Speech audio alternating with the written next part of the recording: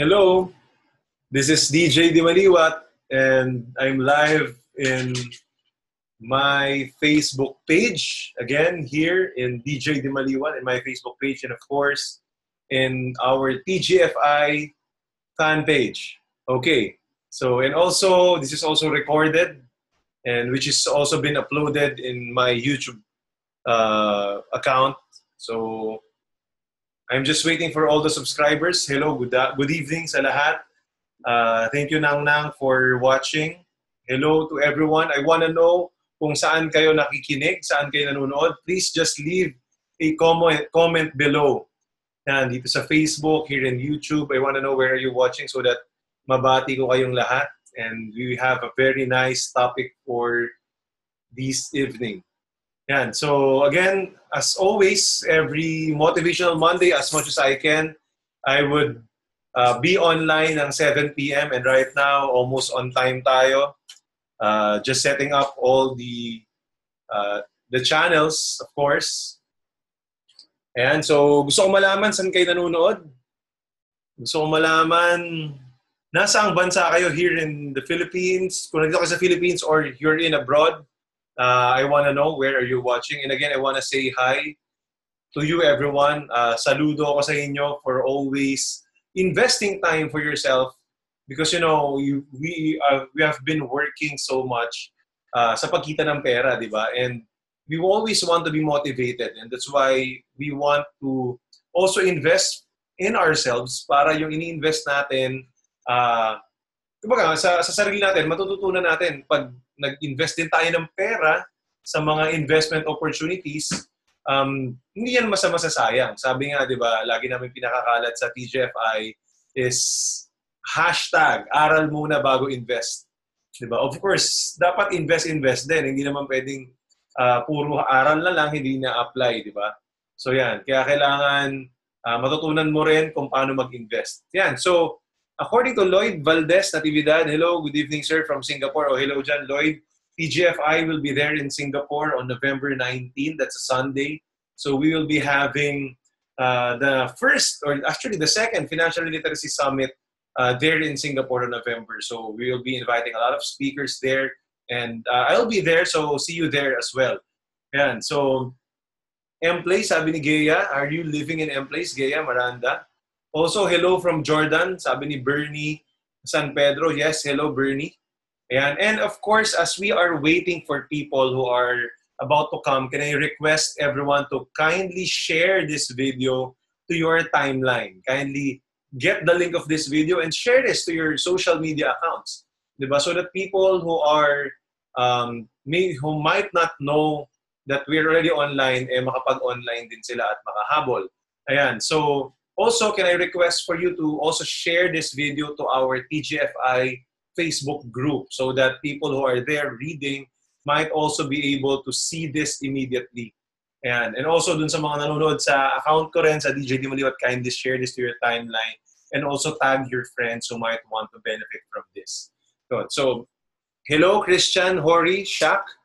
Good evening, sir, watching from Thailand. So hello there in Thailand. Again, people who are in Asia and all over the world, in Middle East, hello sa inyong lahat.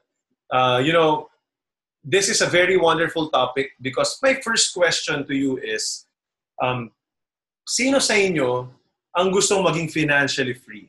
How many of you wants to be financially free? Meaning, ano bang ibig sabihin natin ng financial freedom?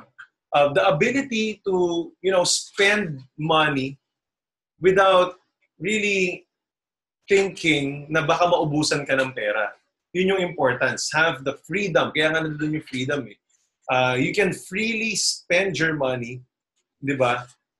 Dahil, kumbaga, hindi ka na nag-aalala na kung may darating ba ulit next month, yun yung important. Or kung mauubos ba ito. Di ba? Yun yung goal natin. That should be the end goal of everyone. The end goal of everyone should be really be relaxing. Diba? Nasa bahay na lang sila, tapos kumikita sila. Diba? Or you are doing something else, something that you really like, something that you really love doing. Maybe your passion, maybe you love writing. So Nakakapagsulat ka, it takes time, no? Diba ako, nagsusulat ako ng libro ko ngayon, I'm about to finish, and it takes time. It takes time to write. So if you want to share your blessings to other people, you also need an income to fund your lifestyle. Diba? Maybe you want to create talks or mag-talk ka all over the Philippines or maybe all over the world. Diba? You need money to support your advocacy. Diba? And that's maybe one of the reasons why you need to be financially free. Meaning, while doing something else, something that you really love, hindi yung something na you're just dragging yourself every single day, naku, papasok na naman, ganyan. Makikita ko na naman yung boss ko, trabaho na naman. Hindi yan ang gusto natin eh. Di ba? Maybe it's not your passion. Maybe some of you, or most of you, your work today is not your passion. So maybe kaya yung reason, kaya yun yung reason kung bakit parang hirap na hirap kang gumising every day, ganyan, or pumasok, you're dragging yourself to the office every single day. Maybe the reason is what you're doing is not your passion, diba? So what if there's a way kung saan you can do your passion, you can do whatever you want to do wherever you are happy, no, whatever you're happy doing, and still earn the money, no, have the money that you need to really, send your kids to school, pay for your bills, diba? And have some investments as well, magkaroon ka ng travel, mag-enjoy ka rin naman, to buy the good things in life, and at the same time, do your passion. No? Gusto mo ba yon? If you want that, say, I want that. No? Sabihin mo, gusto ko yan. I want to be financially free. Write it down, type it down in the comment below. I want to know who among you here, my viewers, my listeners, wants to be financially free. Gusto ko malaman. Kasi kung hindi naman pala yan ang gusto mo, then maybe hindi bagay sa'yo itong topic na to. So again, I really want to motivate you in terms of financial freedom because for me, that should always be your end goal. Hindi pwedeng dapat lumaki lang yung income. No? Kasi kahit malaki yung income mo, no, kung hindi ka financially free, wala ring mangyayari. Later, I will share to you what I mean. Diba? So again, let's proceed to our topic. The first, the topic ko pala today is again the 7 important symbols in mathematics that can teach you about financial freedom. So the main reason bakit yun yung topic ko, this is part of the book that I'm writing because I talked about in that book I talked about the importance of also looking at the numbers. Dapat alam mo rin, marunong ka rin bumasa man lang ng numero. I know most of you people, most of us don't like math during school. Sino ito yung mga ayaw yung math, no? 'Di ba? And I can already relate with the challenge. Kasi kung ikaw mismo ayaw mo yung math, 'di ba? Maaring yun yung reason kung bakit iniiwasan mo na kumbaga tingnan yung pera, bilangin yung pera mo, i-manage yung pera mo. And maybe yun din yung reason kung bakit hindi lalaki yung business, 'di ba? If you don't like math. But the reality is things are just simple. 'Di ba? So I would like to simplify the subject math and relate it to the more exciting subject, which is money and getting rich. So are you ready? If you're ready, say I'm ready. And so again, the first mathematical symbol that you can relate in terms of financial freedom is the less than sign. The less than sign. Paano ba yung less than sign na yan? 'Di ba? So the less than sign, ang sinasabi niya, or what you can remind yourself or tell yourself about financial freedom is that you should always be spending less than what you're earning. That's the basic rule of financial management, and also that's the most important rule of financial freedom. Nobody can be financially free if you're spending more than what you're earning. Diba?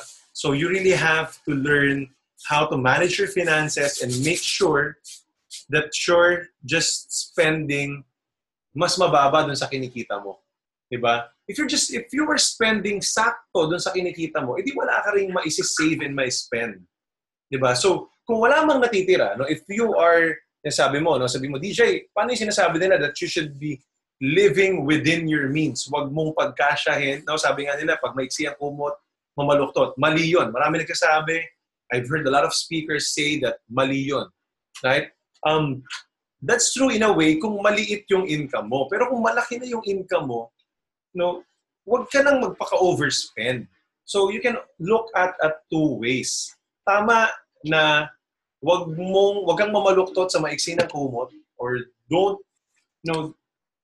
save too much. Huwag mong masyadong paliitin yung gastusin mo kung maliit lang yung income mo. Pero kung malaki na yung income mo, mahirap na masanay na lagi nalang ginagastos mo rin kung ano yung kinikita mo. So you should be able to manage your finances so that you can just spend less than what you're earning. Example, what if you are already making 1 million a month? Diba? 1 million a month. Let's say we're earning 1 million a month. Can you tell me that you should be always spending the same amount of money? No, I bet you should not be doing that. So dapat less than that. Diba?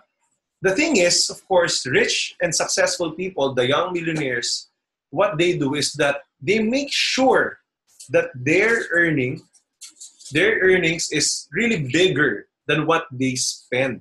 Kung ito yung need nila, let's say 100,000 a month yung need nila, they make sure that they will earn 200, 300, 400, even 500,000 a month. So that they're still spending less than what they earn. So hindi nila pinagkakasya. Malaki rin yung expenses, that's true. I like that. I like to spend. I like to travel. I like to buy things that I love. However, you also have to make sure that you are earning more than what you're spending. Diba? So you should be spending less than what you're earning. That's the first important rule in financial freedom. So that's what math can teach you. So dapat man lang siguro, no, basic lang ito. Dapat alam mo naman kung ano yung less than. Even the less than sign, you can draw it. So because that's so important. That's the first and most important rule in financial freedom. You should spend less than what you're earning, so that may karugtong yan, so that you can invest, right, the excess. You should be able to invest the excess. Wag laging natutulog lang sa bangko, diba? Invest it so that the money would grow, right? So para eventually hindi na lang ikaw mag-isa yung nagtatrabaho para sa sarili. So that's the first rule. Again, this is part of my book. I talk about mathematics because a lot of people are afraid to look at numbers. However, if you want to be a successful business owner, you have to learn how to at least mag-subtract naman lang. Diba? At least alam mo man lang na your company, your business should be spending less than what you're earning. Diba? Kasi kung hindi ka kikita, wala kang net profit. Diba? So that's the goal. So is that good? Again, can I ask people who are watching to summarize what I'm sharing here below so that people who will be late or will not be watching this live can be able to read some, because I cannot type, diba? I will not be able to type here dahil nga, again, I'm talking.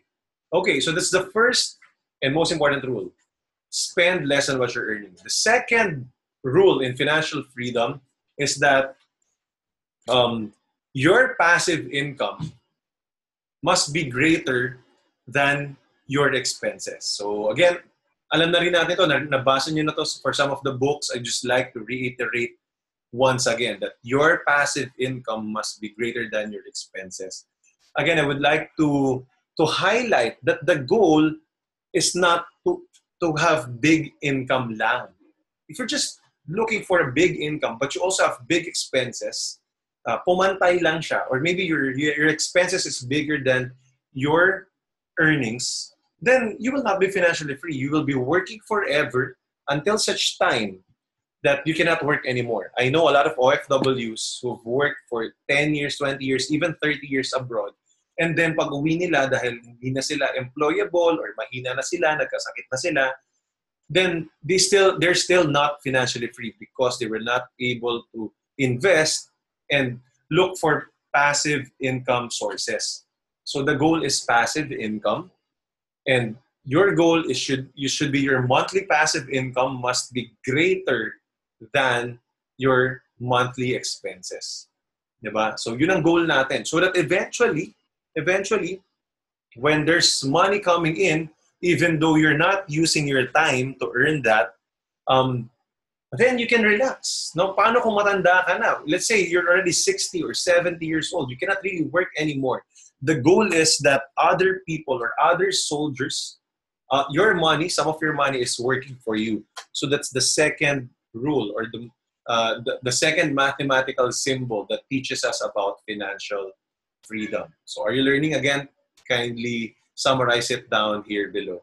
And also, if you like this video, kindly share this to people out there. So again, this is part of the book that I'm writing, and I will finish this book hopefully towards the end of the year, and you can can get the copy of that book soon. I will also be sharing or launching that through email. So make sure that you subscribe in my email by downloading the free ebook that I'm giving away.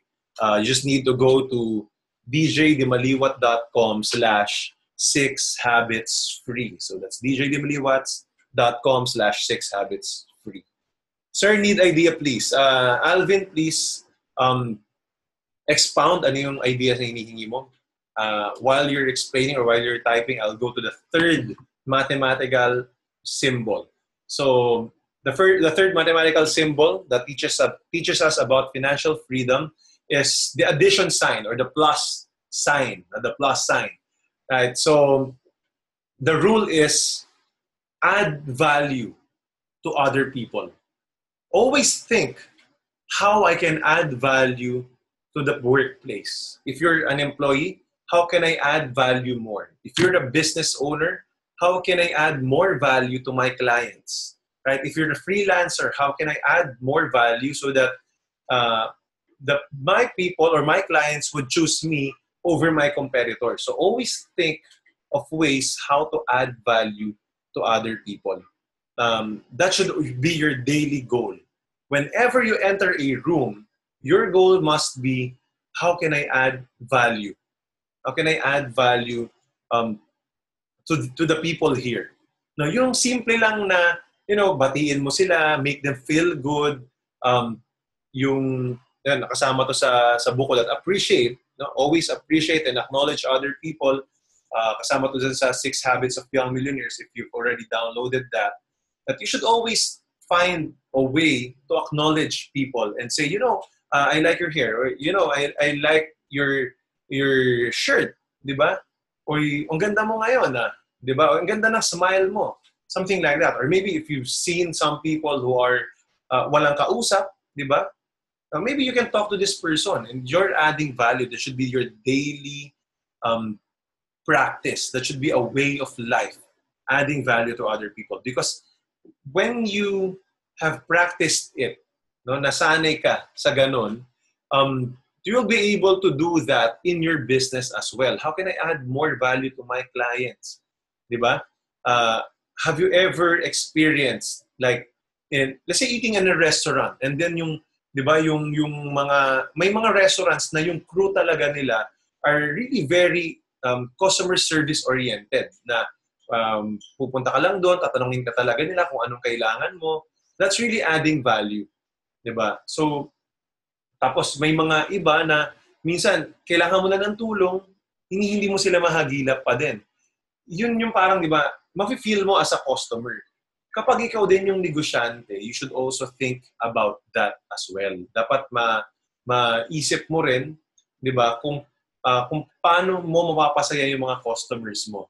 Because, sila rin yung nagpapasok ng pera sa negosyo mo. So always think of how I can give value or add value to my clients.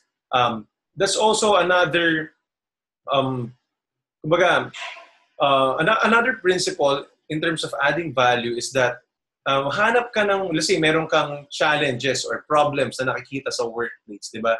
May problema and you want to solve that problem. So usually, solving that certain problem is adding value to the society, to the world.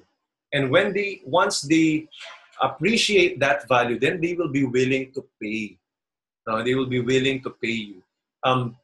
Example, may mga taong let's say I'm in the financial planning industry, di ba? People who are asking for financial advice or naghahanap ng magandang investment, for example, syempre kailangan nila ng tulong. So, either some companies get me as a speaker. So, as much as possible, I try my best to over-deliver. No? As much as possible, yung more than what they paid for yung makukuha nila. So that's what I'm doing so that I can add value to people. Or maybe I'm giving a service na talagang mafe-feel nila sulit yung binayad nila. 'Di ba? So I talk to people, I add value, I give more, I even give advice na like this video. Ito na lang yung example. 'Di ba? Maybe sometimes hindi mo naman hinihingi, but nevertheless I give it if I feel that you need it as well, di ba? So that ma-appreciate mo, uy, kailangan ko yun. Or, uy, maganda yun. So eventually, during the time that I sell my products, you would also, kumbaga na-gain ko na yung trust and reputation. Di ba? That's so important. So always add value, have the practice of adding value. Because, doon mo makukuha yung parang solving more problems. The more problems you solve, the more money you earn. That's again what I always say when I'm having talks, when I'm writing, when I'm doing videos. Again, solve more problems, you earn more money. So again, that's add more value. The bigger your value is, again, the bigger you can monetize that value. Okay, so that's number 3. The number 4 operation is the subtract sign or the minus sign, diba? Minus sign.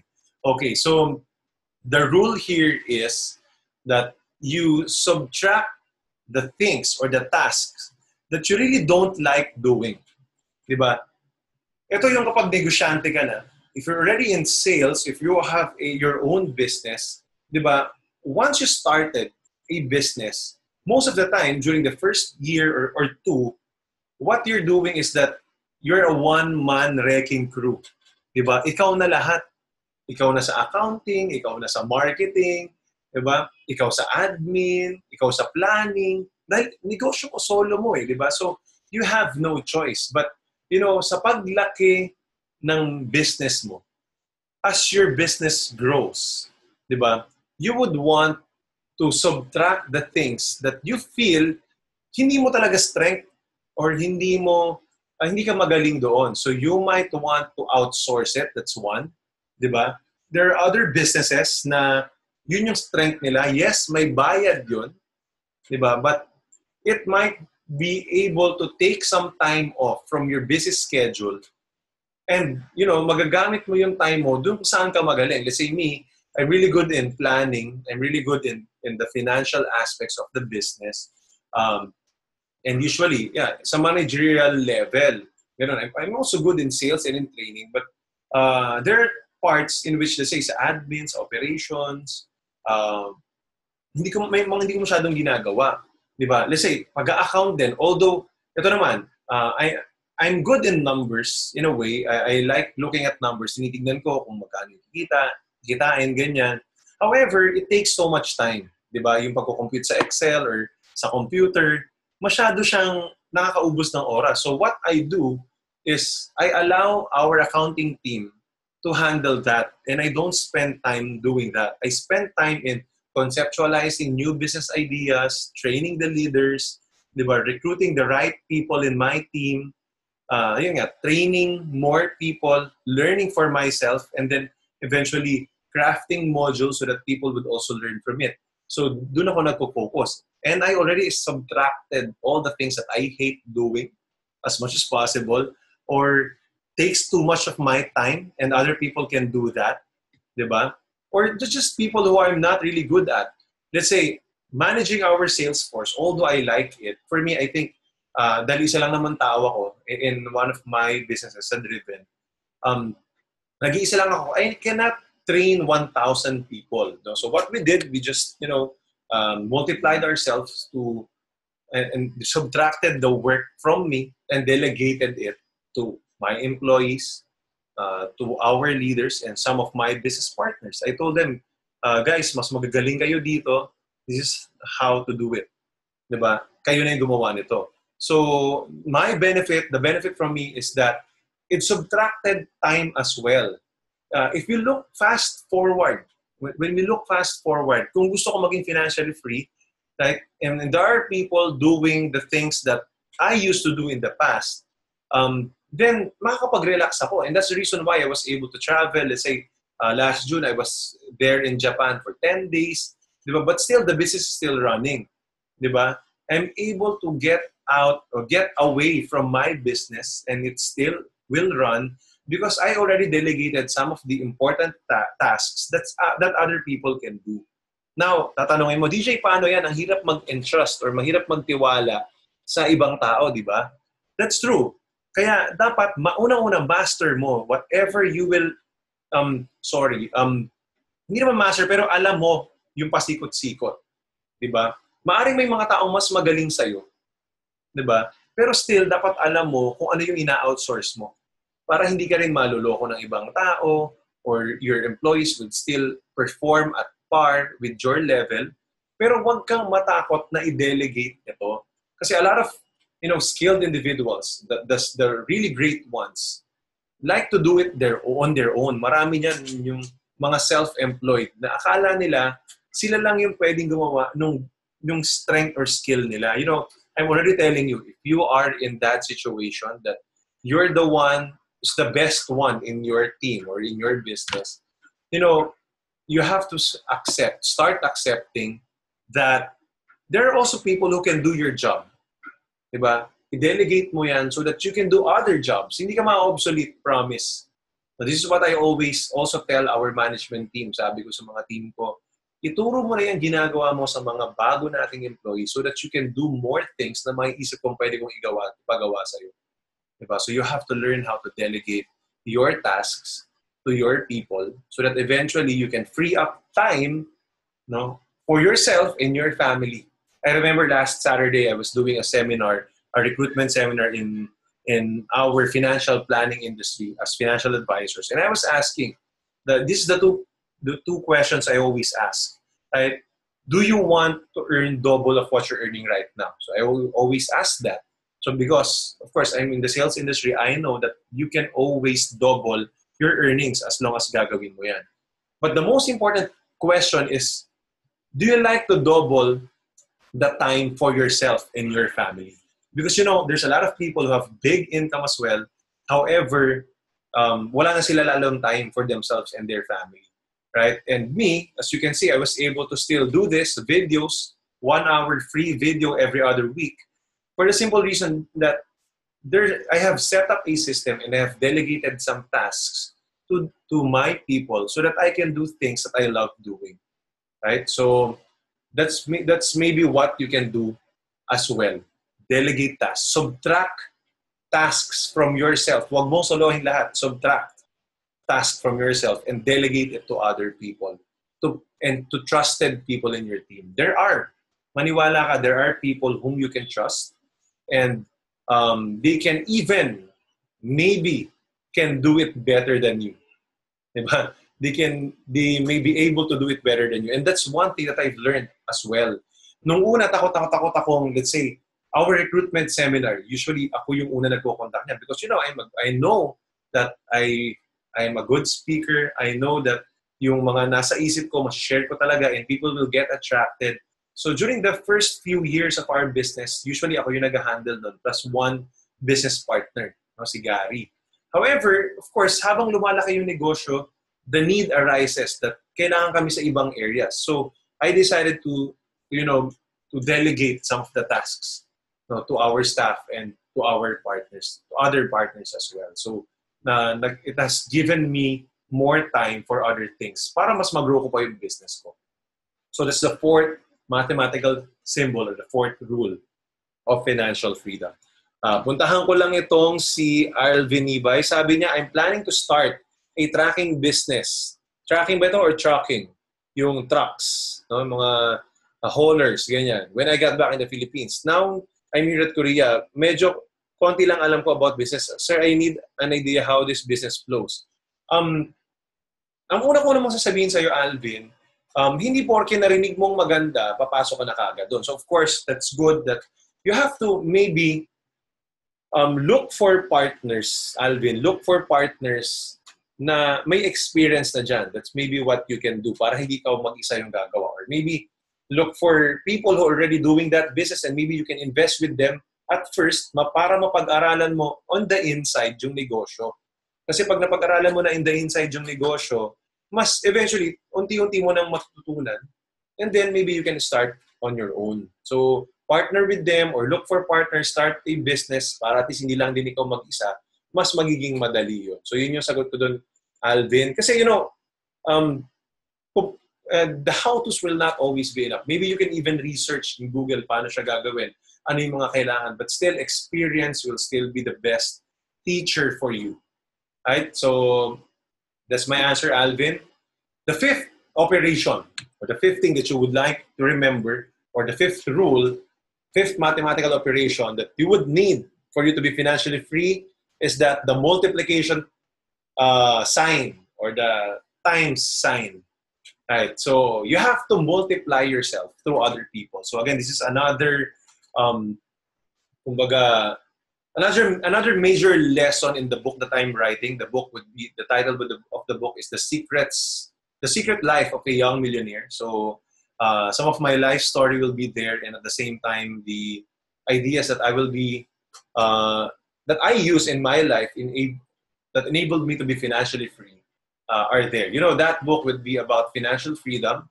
What the things that I did that allowed me to be financially free, so that again I have more time to do the work that I would always love to do, and of course travel na rin, enjoy, ganyan, and help more people as well. So yeah, you're welcome, Alvin. Sabi ni Alvin, thank you, I got you. Yeah, so that's what I was saying. So again, multiply yourself to other people. So time sign. We only have 24 hours per day. So mahirap, mayaman, Asian, American, Filipino, European, African, whatever, wherever you are in this world, as long as you're on Earth, diba? You only have 24 hours per day, diba? So that's that great time is the great equalizer. However, rich people know how to use it. So what they do is that they hire people through employees. That's again another thing that I say in the time chapter of my book. The people here hire employees, or they build a sales team, diba? They've been building sales teams, so they recruit people, train them, and then teach them how to sell, and then they earn a portion of it, diba? And number three, they have partners again. So you got to multiply yourself so that more people will be working for you. Imagine there's, let's say, 10 people working 2 hours for you. That's another 20 hours, diba? So if you're working 10 hours a day, may 20 hours ka sa 10 people, di ba? So, 10 plus 20, 30 na yon. Parang 30 hours ka na per day na ginagamit mo sa work. Pwede mong matriple yung income mo. Could be. Di ba? So, that's the goal. Right? That's the goal. The goal is to multiply yourself through a lot of people. People who do it by themselves and only work for themselves don't really become financially free. Diba? Yun yung challenge. Right? So, hindi pwede. Dapat mas marami kang, again, either hire employees, people you can trust, build a sales team. Kung nasa sales organization ka, like networking, real estate, and insurance, like I do, diba? You can recruit people, train them, make them successful as well, and then, kumikita sila, kumikita ka rin. Because again, that's how leaders are compensated. That's normal. That's okay. That's legal. Again, so that's very, very good. You multiply yourself, dumami ka na, no? Kung si DJ, may naging 3 DJ na, imagine that. If I will be able to earn, let's say, 50,000 a month, kung 3 na yung gumikilos, kasi nga 30 hours na, 30 hours, I could be able to earn 150,000 a month. Diba? That's the idea. So you have to train people to work for you. Might be able to earn less, no, with that multiplication. Pero kung marami naman, imagine. Diba? Ito na lang kumita ka na lang ng additional 1,000 pesos for each people, each person that you train. However, 10 sila. So that's another 10,000 pesos extra per month. But what if you can do it in 100 people? Right? So it's 100,000 pesos in a month passively, because that's not your time that you're using. You're using other people's time legally, diba? So that's one thing that most that all rich and successful people understand, and that average people don't understand: the power of time. And that's why I spent one whole chapter in my book, that's chapter 10 in my book, about time. Because people need to understand time in order to be financially free. Right? Sabi ni Lev Cabañas, the main reason people struggle financially because they spent years in school but learned nothing about money. That's true. The result is that people learn to work for money but never learn to have money work for them. That's true again. So sabi nga ni Lev, if you spend money, if you invest money in different baskets, di ba? And then itong mga money na to, kumikita para sa'yo. I call them soldiers. This money are your soldiers working for you. So that even when you stop working, money doesn't stop working for you. Money don't get tired. Diba? So you have to learn that. And you multiply now yourself. Yun nga yung sinasabi ko sa mga tinuturuan ko na, yung mga tinuturuan ko mag-invest. No? Pag nag-one-on-one kami, if you want to have that one-on-one conversation with me, just PM me. And I can schedule my time if you're here in Manila. Diba? So sabi ko, you have to, grow money. Ilagay mo yung money mo sa way na pwede siya magtrabaho para sa'yo, para pag napagod ka, pakitain mo siya for yourself. Diba? Siya na yung nagbibigay ng income papasok sa'yo. Hindi pwedeng ikaw lang mag-isa. A job is only a short-term solution for a long-term problem. That's true. Masakit mang isipin because, 90% of people are employed. However, kailangan mo magkaroon ng long-term goals. If you are employed right now, dapat meron kang exit strategy. No? Unless, of course, let's say our employees are really learning a lot from us. May mga employee kami, especially that our number one employee have a lot of numerous businesses habang employed. Okay yun eh. No, as long as you're happy with what you're doing and with what you're earning, then that's good. No, but if you're not happy anymore and if you're not passionate anymore with what you're doing, then maybe you're in the wrong industry already. Diba? So, sabi ni Alvin Nibay, I think I need to learn more, sir. At marami akong matutunan sa inyo. Gusto ko talaga mag-business but I still don't know what kind of business ako mag-invest. Yeah, so Alvin, continue to learn, continue to study while you're abroad, study the different investment opportunities. And then, i-feel mo din. Huwag ka matakot mag-invest kahit paunti-unti man lang. It's a lifelong learning, even investment. I-feel mo kung itong business ba, itong negosyo ba na to or investment ba na to, malaki yung return. Happy ka na ba sa 10% return? Happy ka na ba sa 20% return? Or maybe gusto mo 30% return? Or maybe gusto mo in 1 year, bawi na yung capital mo. What works for you? Diba? Kailangan mong i-feel. So you have to experience it. Huwag lang din puro learn. You have to really start applying it. No? So if you will be here in Manila, again, you can attend some of the investment training dyan or seminars na offered by different companies. Again, we'll be in Singapore on November 19. So people, my friends who are in Singapore, mag-book na kayo ng ticket habang naka-early bird pa, no, yung event ng TGFI. Okay, so that's, again, the 5th mathematical operation. The sixth thing that you should be applying, the 6th mathematical operation that teaches about financial freedom is, again, alam nyo na siguro, division or the divide sign. Yan. Slash or yung divide. Yan. Ganyan. So, you got to divide the, what do I call this? The responsibilities. Right? Again, almost the same to ng subtract. That wag mong solohin lahat. Right? Divide the opportunities so that even frustrations get divided. When you work with partners, right? When you work with a team, start building a team and work with a team. And, there will always be failures in life and in business. There will always be challenges and obstacles in life and in business.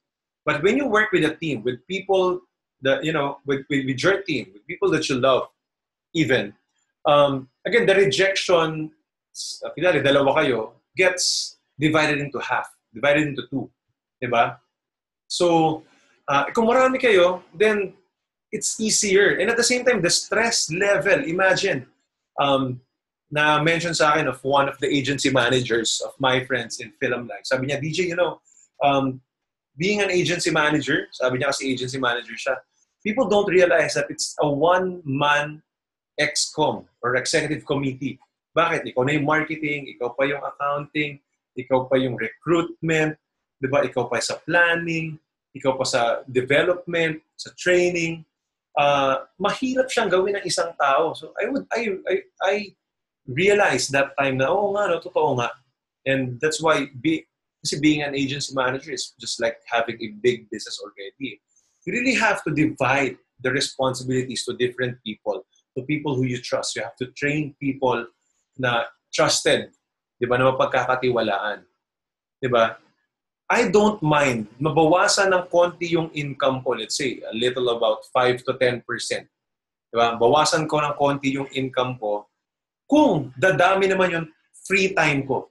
I don't mind that. Because when if I'm able to do that, I'm able to develop new businesses as well, or gamitin ko yung time ko na yon to the things that I'm really good at mapag-grow ko pa yung negosyo ko twice, 3 times, even 10 times more.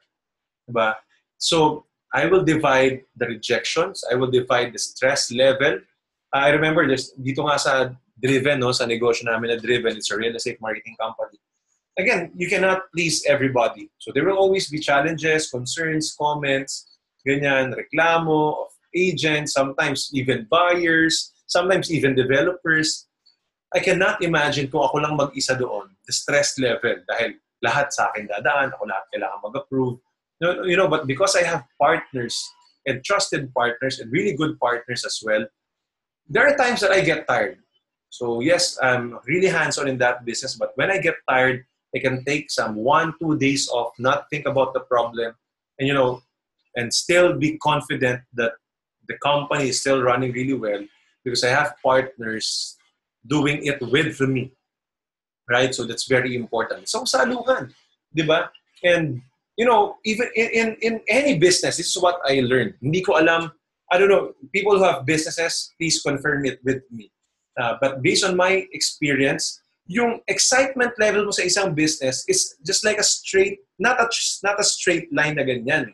May mga times na okay, maganda siya, excited ka, and then it dips, bumababa yung excitement level mo, parang nakakatamad nang gawin to negosyo na to.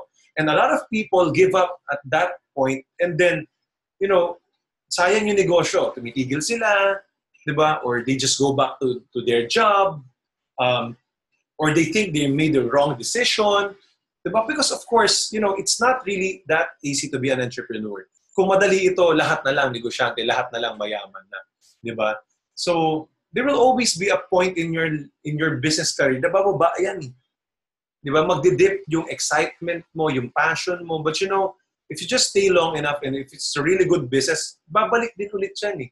Diba? So, kailangan mo lang minsan magpahinga. Maybe a vacation. Diba? Or maybe, just kailangan mo lang ma-distress or focus ka sa ibang bagay. Diba? Maybe have time with your family muna. Diba? And how can you do that if you're a one-man wrecking crew? Walang mangyayari. But if you have business partners, if you have trusted people in your team, then yun na yung makapalaki mo, yung negosyo mo. Diba? So, kasi during the time na naka-low point of your life ka, we all go through that. I went through a lot in my life as well. So during the lowest point in your life, there are people who we call partners that will keep you afloat, will keep the business afloat, so that when you are ready to go back, then you just go back and contribute to that business as well. Marami na rin akong business partners, dumaan din doon sa ganon. So during the time na low sila, their lowest point in their life, or in their career, I make it a point that I do my best so that the company will be afloat. And when they go back, mas malakas ulit kami. Okay, so that's really good. Tanong ni Lev Cabanya, sir, ano pong book nyo? I also have a Young Millionaires Club. Objective is to brainwash young people to become young millionaires. Yes, Yun din yung objective ko. The book will be entitled The Secret Life of a Young Millionaire. It will be out hopefully by November. So I'm already finishing sa dulo na lang, no, the final chapters of the book. Hopefully I will finish it this August, and hopefully the printing will be finished in 2 months the most. So by October meron na, by November naka-launch na yan. And if you don't have, if for you, para kung gusto mong ma-update kung kailan i-release yan, I will be sending an email, and also like my Facebook page, that's DJ Dimaliuat, or download the free ebook para masama ka sa mailing list ko. That's, again, djdimaliuat.com/6habitsfree. That's djdimaliuat.com/6habitsfree. Punta lang kayo doon sa website na yon and enter your name and email, and you can download the free ebook that I have. Tapos yung book, ilo-launch ko soon. Mababalitaan nyo. Anong magandang business, sir? Sabi ni Aki Otsuka. Maraming magandang business, no? If you will ask me, of course, be in the real estate sales or be a financial advisor or insurance, because nandun ako both. Diba? Pero maraming ibang businesses that I cannot even do, but other people can do it better. Diba? So what's important is that you invest in yourself and you study really, really well. No, pag-aralan mo yung maigi so that pag-aralan mo yung business opportunity maigi para malaman mo kung okay ka doon sa ano na yan. Dito, okay ka doon sa negosyo na yon, sa business opportunity na yon. Diba? Marami yan kasi depende yan kung magkano yung, bigyan kita ng idea, sige. Depende yan kung magkano nga yung initial capital mo.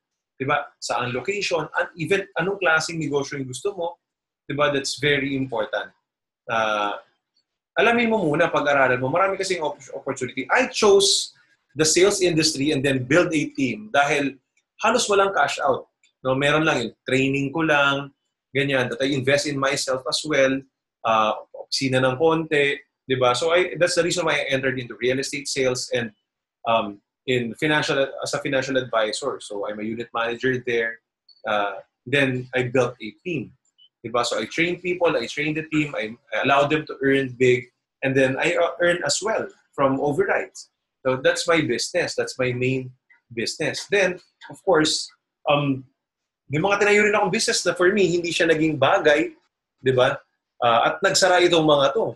Di ba? So, hindi ko masabi kung anong maganda, anong pangit eh. Di ba? Maybe you can do a franchise. I have a friend who's really good in the food cart business. He's earning around, sabihin natin, 50,000 per food cart as meron siyang 4 na branches. Di ba? Tapos naghahanap siya ngayon ng bagong location for the franchise. So, kanya-kanya yan eh. My dad is in the trucking business. Maganda rin yun. Diba? One of my partners has a grocery business. One of my partners has a construction business and interior design. Diba? One has a computer shop. Lahat naman kumikita.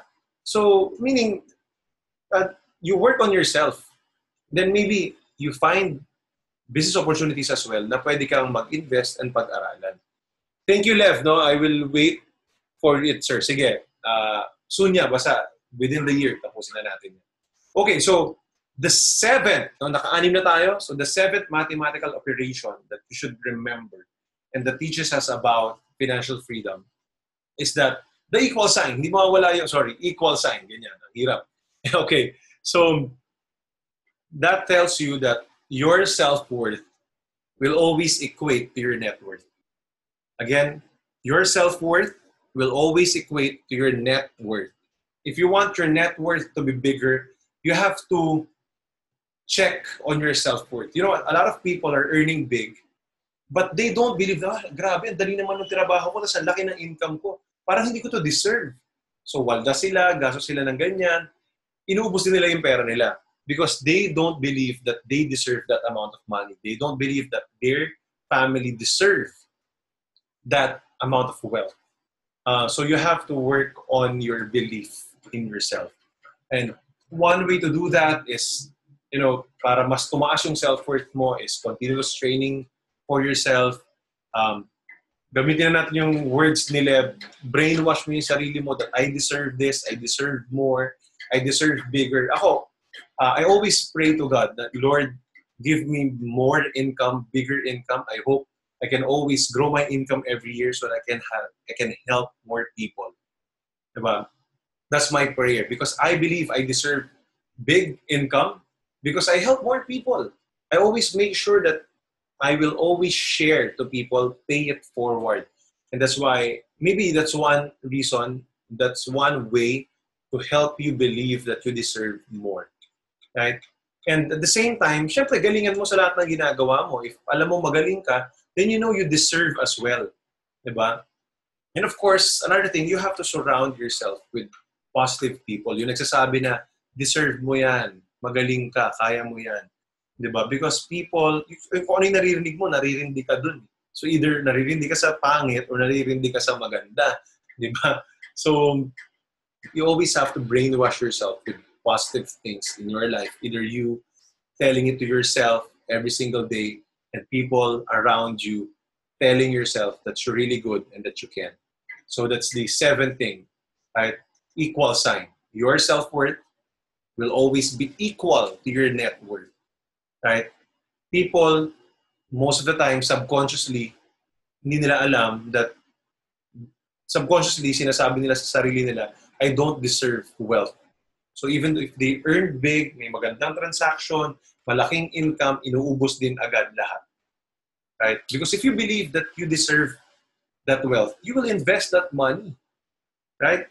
When you believe through financial education, nag-aral ka na nag-aral about financial IQ, in-strengthen mo yan, and then natutunan mo na mahalaga na yung pera nag-work for you, di ba? Because of inflation, nagmamahal din ang bilihin, therefore you have to invest your money so that your money can eventually work for you when you cannot work anymore.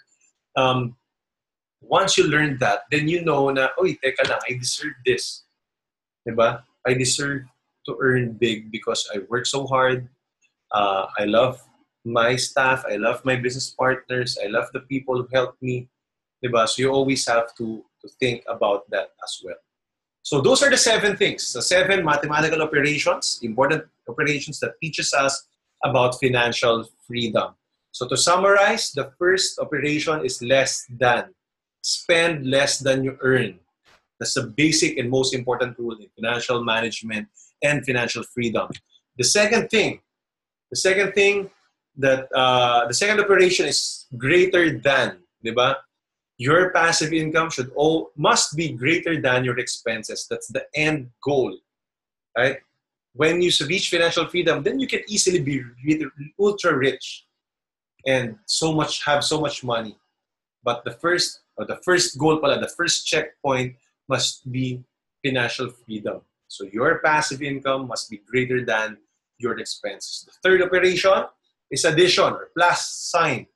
Add value to all people, to the people who have there.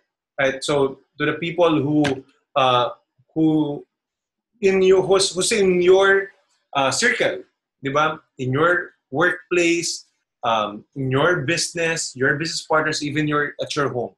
Help them, give value, pay it forward, and yun yung nakakatulong ng self-worth sa'yo. The fourth operation is subtract. Again, subtract or the minus sign, subtraction sign. Now, subtract things, subtract tasks that you don't want to do or that takes so much of your time or that you're not so good in doing. Delegate it to other people, outsource it to other people so that you can have more time. Okay, that's the fourth thing.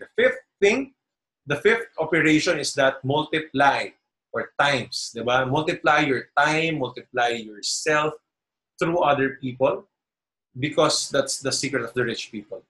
Right? We only have 24 hours per day. So kung hindi mo yan i-multiply, mapapagod ka. You would have to work for 24 hours. Diba? The sixth operation is divide or the division sign. You got to divide your stress, divide the responsibility through partners and through trusted people. Right? Okay lang na ma-divide ng konti yung income, but you have more time for yourself. And that's the perfect formula for financial freedom. And the seventh operation is equals. Right? Your self-worth will always equate to your net worth. Diba? Kung ano yung paniniwala mo na deserve mo, yun lang din yung makikip mo. Yes, you might be able to earn big, pero uubusin mo lang lahat ng pera mo if you believe that you deserve it at the end.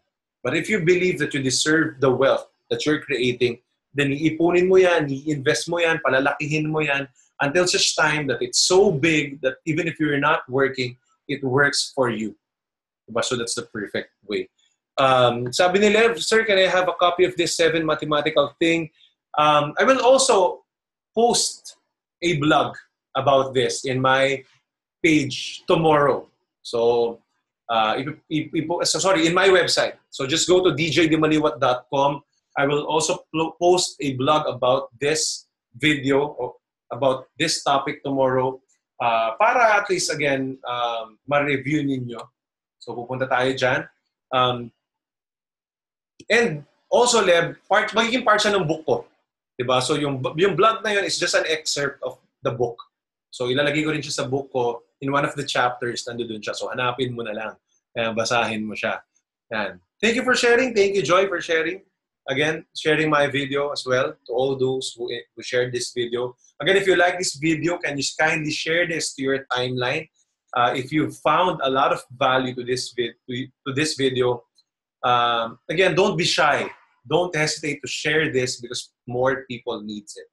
Sabi ni Jack, saan pwede pumunta pag gusto mag-aral ng seminar ba yan about sa financial? Jack, depende kung ano gusto mo maapag-aralan. If you like to learn about stock market, meron seminar, let's say usually you call financial. Meron sa website nila, may schedule. You can go to Eventbrite, marami nagbibigay ng talks dyan. I also conduct financial talks. So, I can even do a one-on-one if you're here in Manila.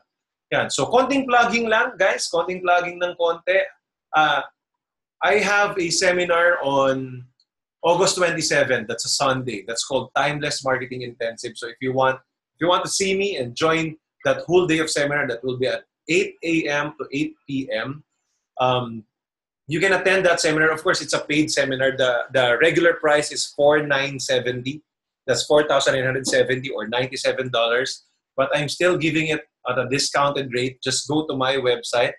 That's djdimaliuat.com/timeless marketing intensive. So that seminar is about if you have a business and you want to grow your sales in your business, you can that seminar is for you. If you're in the sales industry, real estate, insurance, networking, whatever that you're selling, and you want to grow your sales, that seminar is for you. Or if you want to start a business, however, you don't know what business to start, ano yung bagay para sa'yo, then I also have a topic there for you na pwede mong matutunan so that you can now start thinking about the best business for yourself and then how to market it eventually. Diba? So, that's it. Again, just go to djdimaliuat.com/timeless marketing intensive. Again, you can see the link of that video, of that website in my Facebook page. That's DJ Dimaliuat. And again, thank you very much for watching. Watch out for my book. It will be out towards the end of 2017. So the title of the book is The Secret Life of a Young Millionaire. Again, that's some of my life story will be there. How it helped me to be financially free at a very young age before I turned 30 years old. And again, those are some of the secrets and principles that you can use in your life as well, so that you can also be financially free, because that's my mission and that's my dream for you. So again, thank you very much for watching. Share this video. Huwag niyong solohin. Huwag niyong solohin. Share this video to a lot of people so that people will also know about financial freedom. So again, thank you very much. See you 2 weeks from now for our Motivational Mondays.